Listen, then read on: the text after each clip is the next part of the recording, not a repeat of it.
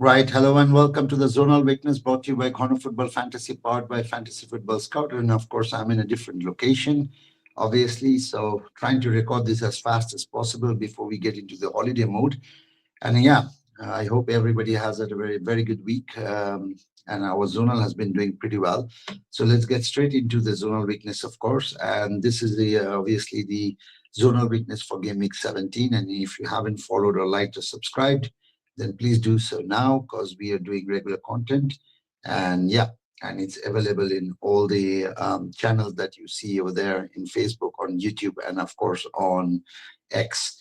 Yeah, our thread will be out very soon. So do keep an eye if you're looking for all the details of all the players that you're interested in. And all the data that you see are taken from Fantasy Football Scout members area.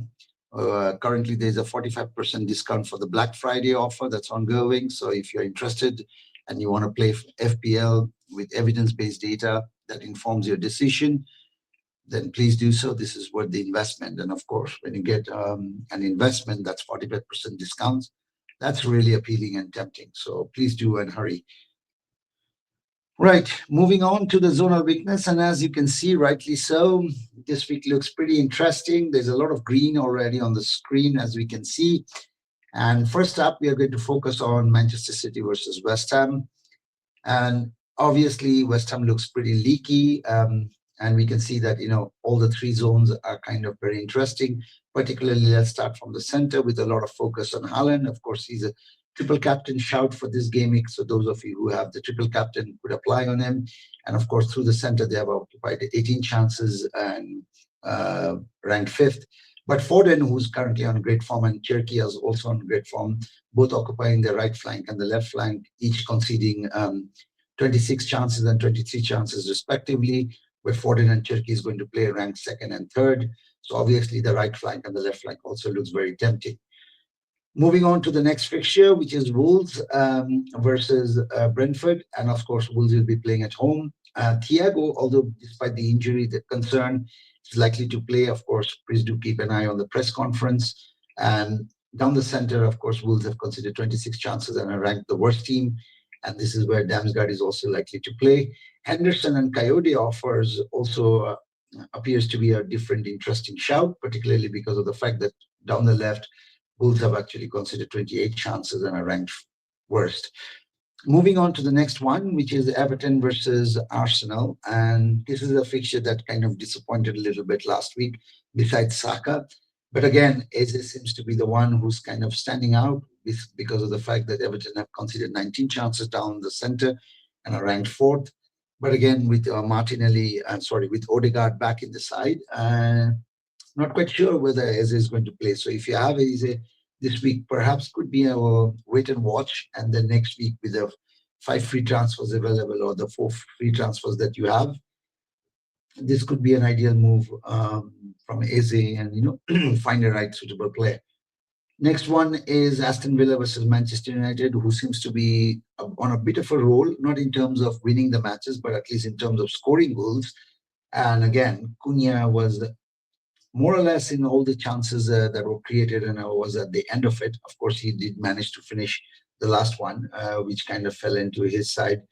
But then Cunha and Fernandes, who seems to be a must-have more or less, but I'm not going to call him a must-have because different people have different opinion about him. But again, he seems to be an appealing FPL options. As a result, what we can see is that, we can see that Aston Villa have actually considered 18 chances down the center and are ranked fifth. So this could be an interesting option again for Cunha and Fernandes. So those of you who think Cunha could be a good option as a replacement for Mbeumo, this could be it. And I think this looks pretty tempting. I'm quite tempted by the zonal itself, so I might be tempted to make that kind of move as well. 𝐙𝐨𝐧𝐚𝐥 seems to be a bit appealing, particularly in terms of the crosses, or at least Sesko, because down the right flank, Aston Villa have actually considered 57 crosses and are ranked fifth. So this is where we could expect more crosses to come in with Casemiro at the end of it.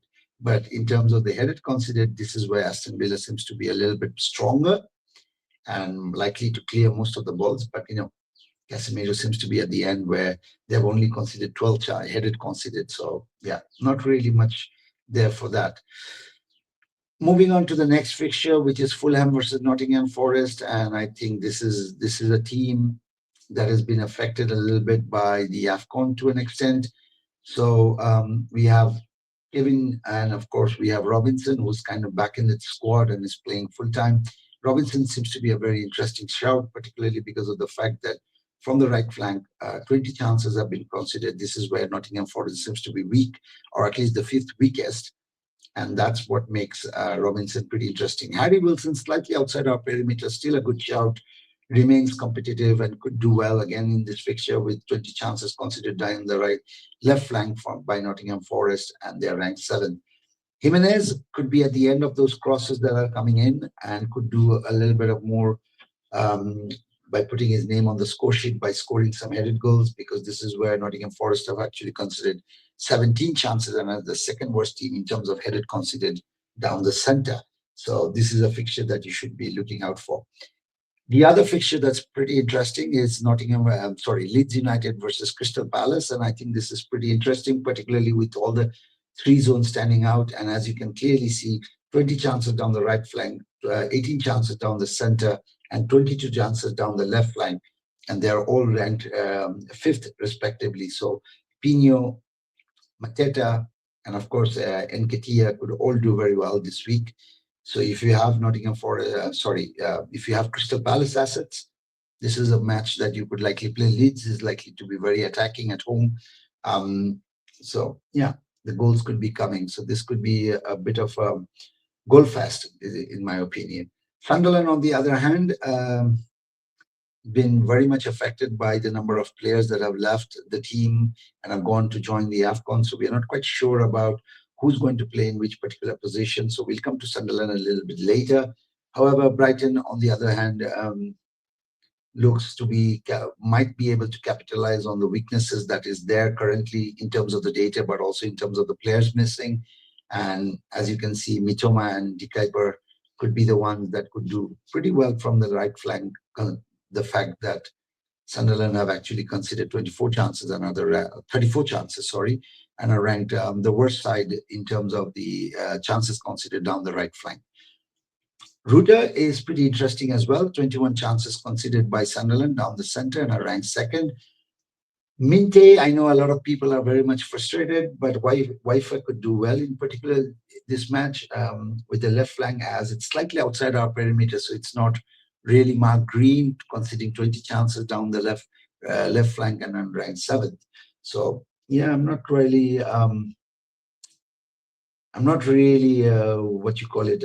have high hopes in terms of Sunderland being able to keep a clean sheet here, and I'm expecting a bit of a better performance from Brighton in this particular match. In terms of the crosses considered, again, 𝐸𝐸 could do well again, putting those dangerous crosses down from the right flank, and yeah, Wi-Fi as well. So Minte and Wi-Fi as well as 𝐸𝐸 could actually do well. Mitoma is there, but Mitoma has been playing, so I'm not really going to touch upon a player that I haven't seen him perform this season properly. So yeah, 𝐸𝐸 is where I would focus more on in terms of the chances considered and in terms of the crosses considered. Burnley is playing away, so they look a little bit more attacking when they play away, and at home they are a little bit more defensively solid, I would say. And this is where Semenyo could do well, scoring a goal against Manchester United in the last match. So that gives him a little bit of more confidence, and I think he finished it pretty well. And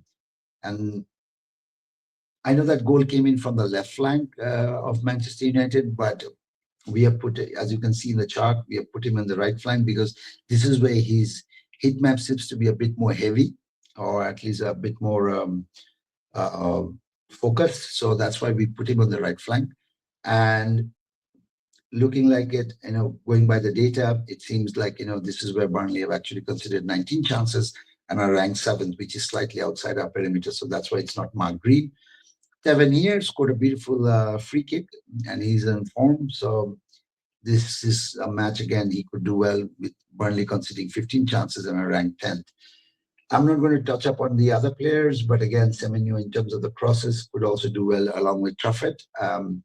with Burnley conceding 65 chances and a ranked third worst in terms of the crosses conceded. Right. Okay, let's move on to the next fixture, next slide. And what we get to see is this. Okay, this is where Brighton versus Sunderland. As I was telling you, the Sunderland is a team that is likely to be affected by the AFCON absentees. So we are not quite sure about which player is going to particularly play in which side. 𝐿𝐴𝐵 is one of the players that I have my eye on. He's cheap and he's doing well, and he's been consistently being the main player in terms of the supply. And he's playing down the center, but a little bit more on the right flank of the opponent. So that's why we have put him more on the right flank. And this is where you can see that 21 chances have been considered by Brighton and are ranked third. So this is, again, could be a good opportunity for 𝐿𝐴𝐵 to do well. Brobbey, on the other hand, is slightly outside our perimeter, so he's not marked, really conceding 16 chances for Brighton. And of course, they are ranked 9th. So Brobbey could do well. Isidore and Xhaka could do well, particularly from the left flank, of exploiting the weaknesses of Brighton in particular area, with 26 chances conceded down that particular flank, with ranked second worst. So this is rather quite interesting. And of course, FPL early favorite Ballard is back in the headed conceded section. As you can see, 17 headed considered by Brighton, and they are ranked second worst in terms of the headed considered. So Ballard could be at the end of those crosses that are coming in. But in terms of the crosses, that's not much high. So there's a less chances of the crosses coming in. But in terms of the headed considered, if there are, Ballard could be at the end of it. Moving on to the next fixture, which is again marked green, because in the second slide, I don't really talk about other fixtures too much. And this is where I'm saying is that Fulham versus Nottingham Forest, as we can see, Hudson-Odoi and Anderson looks promising, down the fact that Fulham have actually considered 21 chances and are ranked third in that particular. So this is where Hudson-Odoi could do particularly well, exploiting the weaknesses of Fulham. And then move in terms of the crosses conceded, we can clearly see that Hutchinson is the one that stands out with 64-8 chances crosses conceded by Fulham and are ranked fourth. So this is again a good opportunity for Hutchinson to get in his name into the score sheet.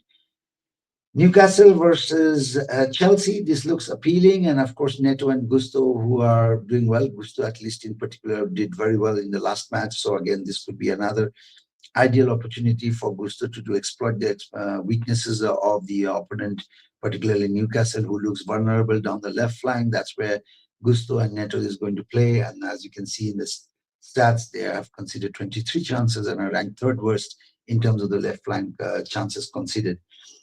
Crosses is where Newcastle seems to be very vulnerable, in particular with 61 crosses from the right flank and of course 68 crosses from the left flank. So both ranked fourth respectively. So Garnacho, Cucurella, and of course Neto and Gusto could also provide some sort of an assist in terms of providing some of the crosses that would come in.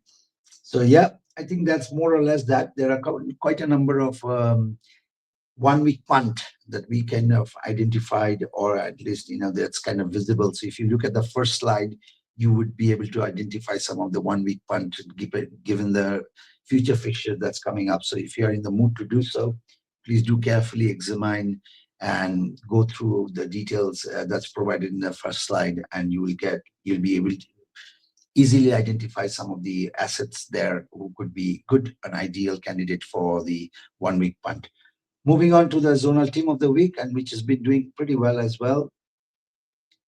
Haaland, Thiago, and Mateta, rightly so, already occupies. This is a 3-4-3 formation, as we can see. And yeah, most of us do have Haaland and Thiago, and of course Haaland is a triple captain shout this week, so that's that.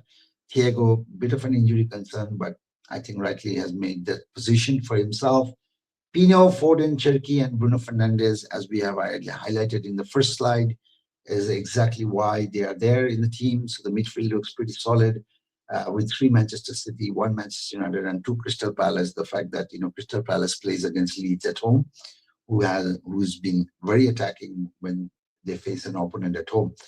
Robinson, as I mentioned previously, rightly there, has been playing regularly again. So that's that. Mitchell, I think that's because of the number of crosses that Leeds have actually considered. And Coyote, of course, in terms of the chances considered by the opponent from the side that he's occupying. So I think that's why he's there. So overall, in my opinion, this team looks pretty solid. And again, if you have your free hit, this is an option that you could particularly pick. But yeah, with a combination of few of the defenders that you might likely to change. Raya is obviously the goalkeeper that we have. Well, that's all for today then. And yeah, thank you so much for joining. And we will be back again next week with next game week, of course, with the more zonal data. But until then, thank you so much. Take care. Bye-bye.